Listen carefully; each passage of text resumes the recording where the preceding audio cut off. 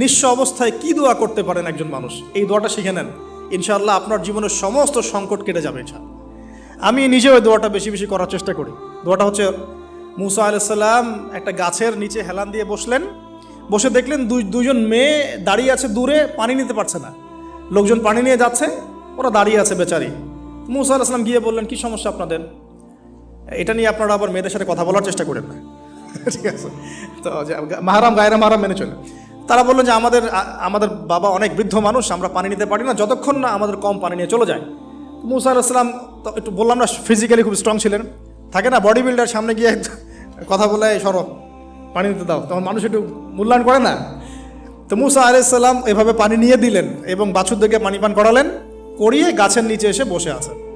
বসে বসে তিনি দোয়া করছেন, এই যে দোয়াটা তিনি দোয়া করছেন, রব্বি, একটা নেক কাজ করলেন, নেক কাজ করলেন না, মানুষের উপকার করলেন, নেক কাজ করে এসে গাছের নিচে বসে দোয়া করছেন, আল্লাহ এখানে তো আমার খাবার পানি বাসস্থান কিছুই নাই, আমি কি করব?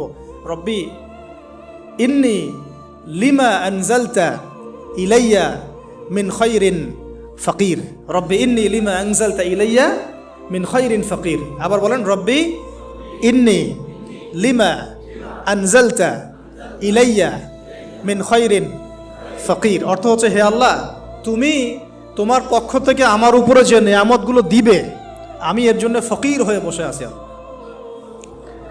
অর্থ বুঝে পড়বেন ভাই, নামাজ রোজা হজ জাকাত যাই করেন আল্লাহর ওয়াস্তে অর্থ বুঝে পড়বেন।